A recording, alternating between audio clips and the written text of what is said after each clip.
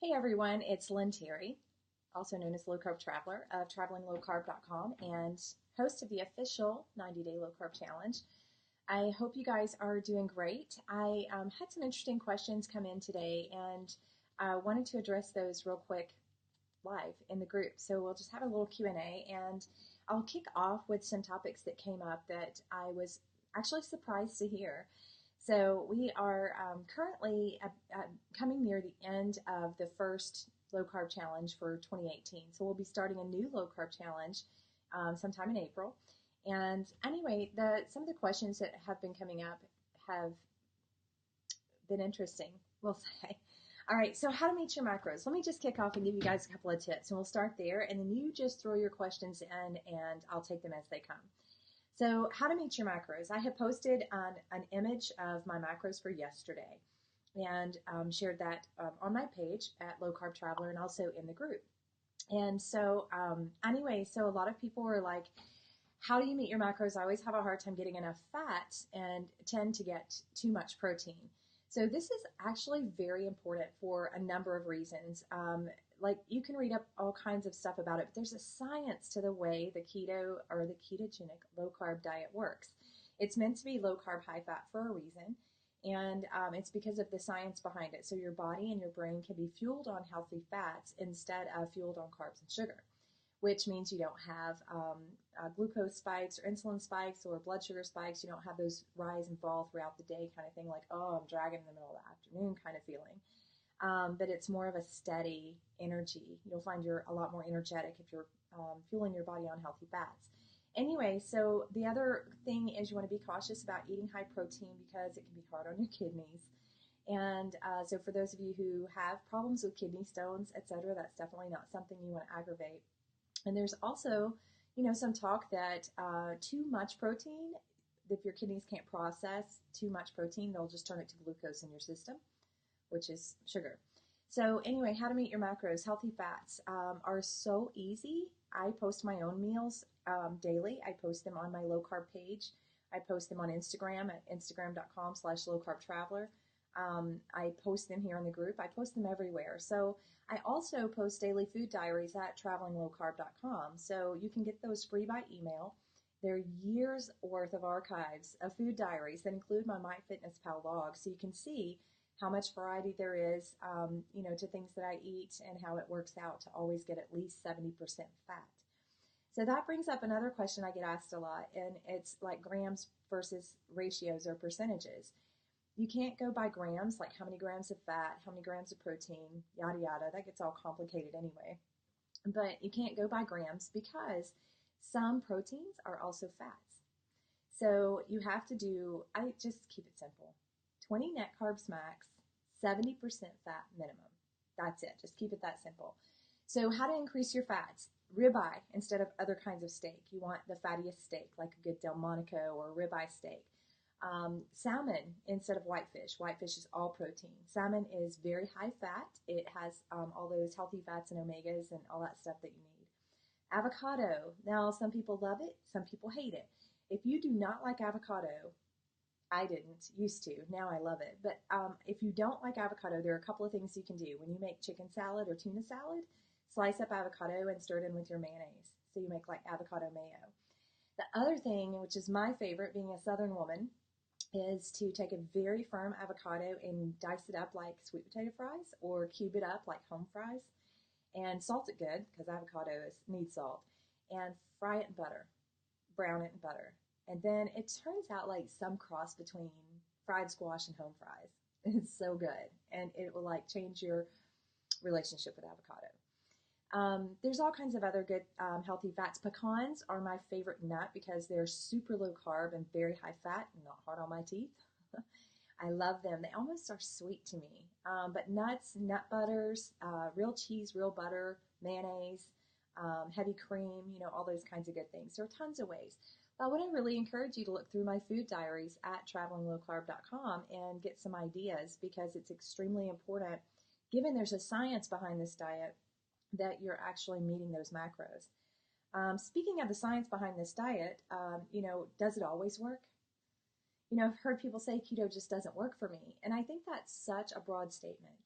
So I've reached a certain um, state, close to a goal weight, not quite to a goal weight. And then in the last year, all of a sudden, nothing's working.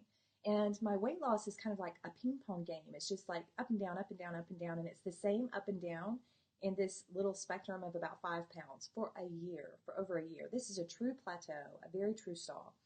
So instead of giving up, instead of saying this isn't working for me, instead of doing something drastic like eating only eggs for the rest of my life, which would make me puke, I decided to get serious about it, take some personal responsibility and, like dig in and see what's going on.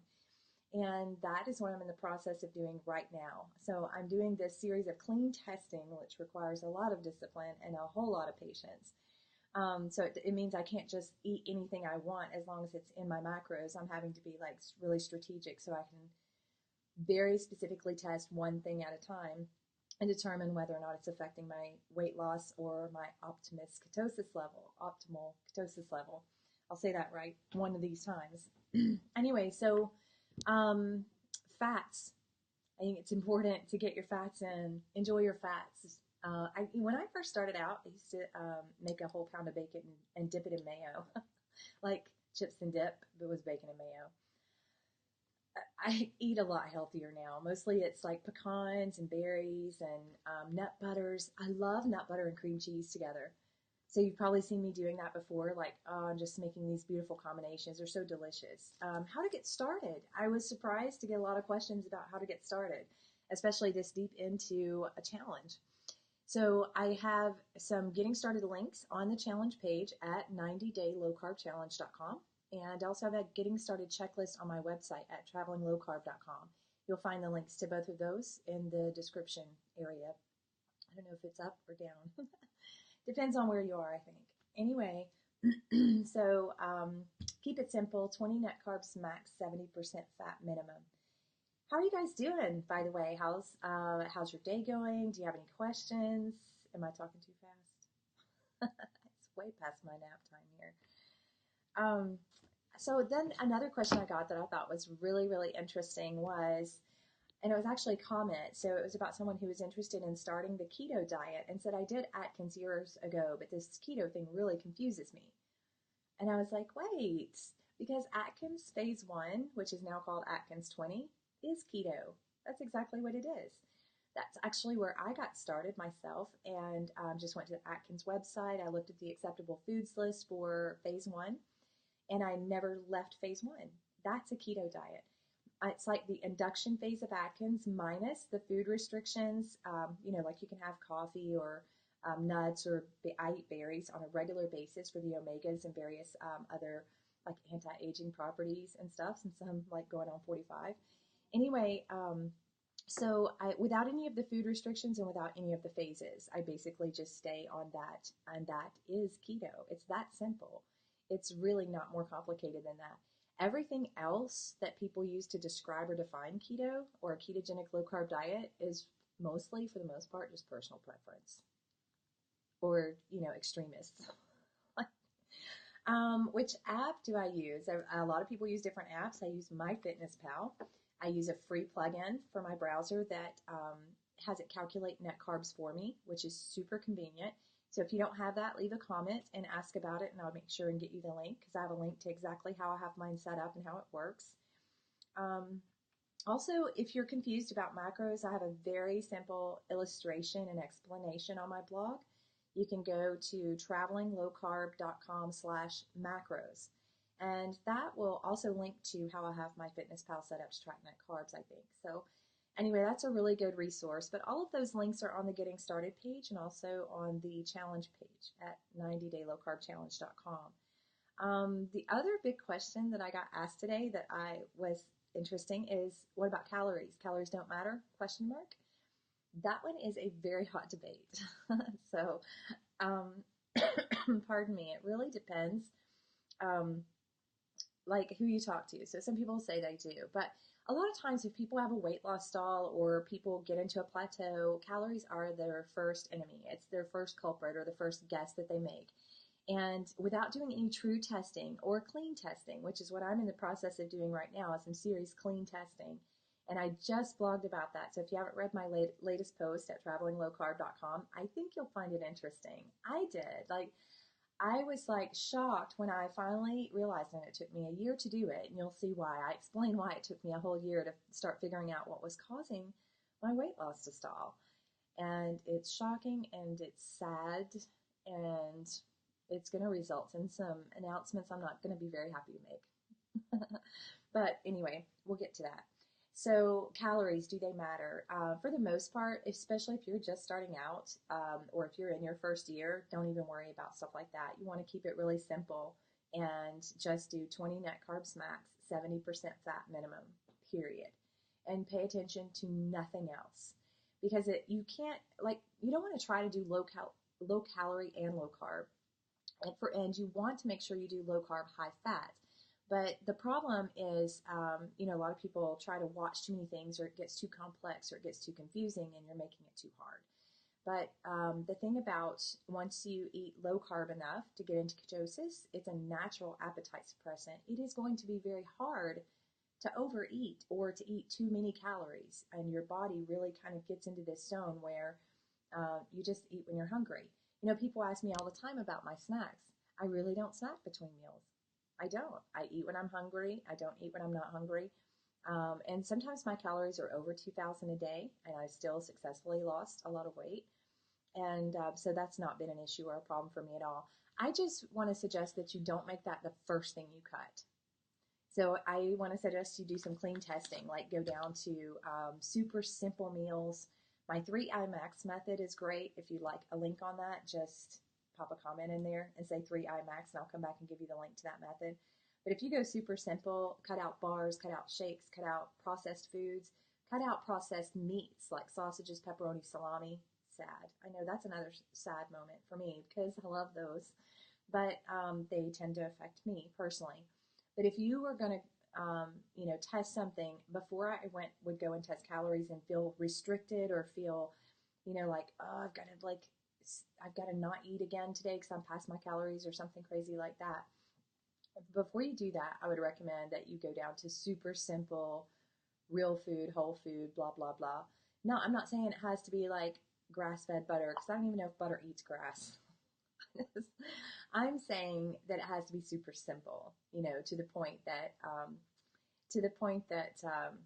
your food combinations are maybe 2, 3, 4 ingredients per plate max.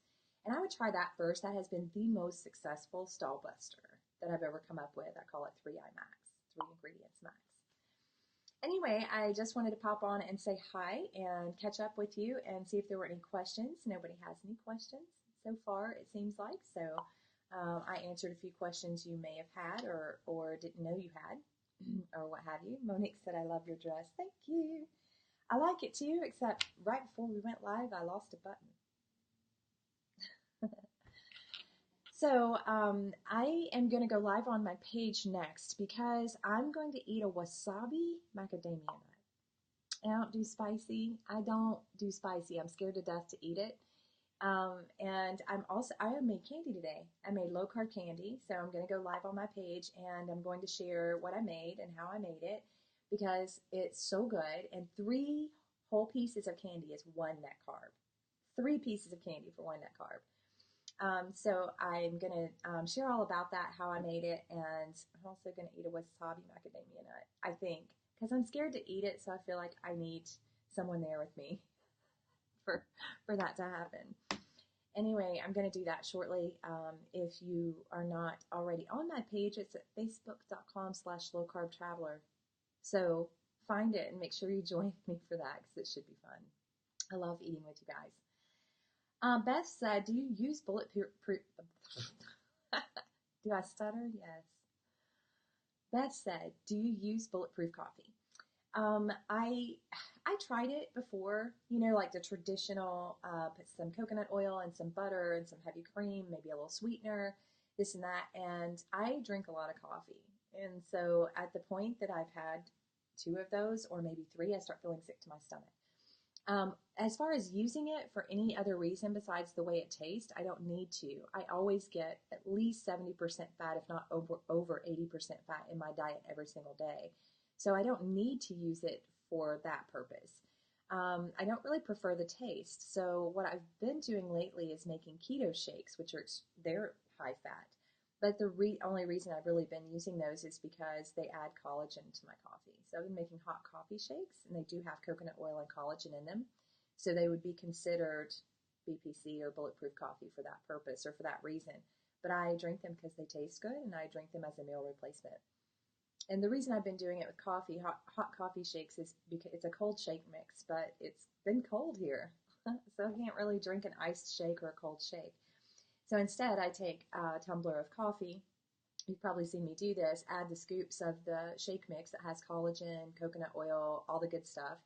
And then I don't even need coffee creamer, heavy cream, sweetener. It's all in there, and it's zero net carbs. If you want the link to that, just let me know. I'll give you the link. Just put a comment there in the text chat. Anyway, so I drink that though as a meal replacement when there have been times that I don't feel like eating, or I don't have time to make lunch, especially when I'm working. And so I'll just have that instead, and it just tides me over for hours. But that's not, I don't, like, as far as for any other reason, no. Did that answer your question? Like, I know a lot of people drink bulletproof coffee or try to make themselves drink it specifically to get their fats in. I don't think that's necessary when you can eat a handful of pecans. You know, you can eat 2 servings of pecans for 420 calories, 2 net carbs, and they're like 85% fat or something like that, or higher than 80% fat. So that's convenient for me most of the time, you know, and I'll call that a fat bomb. So the candy I made today would be considered a fat bomb, but I call it candy. It's just plain yummy. And in fact, I'm about to go eat some, so I'm going to hop over to my page at facebook.com/lowcarbtraveler, and I'll pull out the candy I made and those wasabi macadamias that are scaring me. I have a feeling I'm going to have to give those to my son. I really don't do spicy. Anyone here a fan of wasabi? Nobody. Okay. I'm going to have to do this alone. I just wanted to pop in and see if you had any questions. We had one good question. Hopefully I gave you guys some good information. Like I said, I'm in the middle of some serious testing, and it's frustrating because I'm throwing myself in and out of optimal ketosis, which has not been fun. And it's also requiring a lot of patience and a lot of discipline because there are certain things I want to eat, but I'm like, I can't mix my test. I don't want to mess up my test. So when it comes to figuring out what's wrong with your weight loss, why you're not losing weight, why you're stalling with your weight loss, why this or why that, if you're not doing a clean test, if you're not, you know, getting really serious about not just guessing and, you know, like throwing it all out there like, oh, it has to be this or it has to be that, but really doing a serious clean test, then you may not ever know. And so I think that's really important. And that was the topic of my last post at travelinglowcarb.com. So, all right, we'll wrap it up for now. And if you have any more questions, just leave a comment here and I'll be back and answer those. If you need any other links that I mentioned, just leave a comment about that and I'll come back and give you the link to those. Hope you're having a great day, great rest of the day and night. Keep it low carb, keep it keto. I want to encourage you. I really want to challenge you to do your best, to be your best, to, you know, see your goals through and tell you that it's so worth it.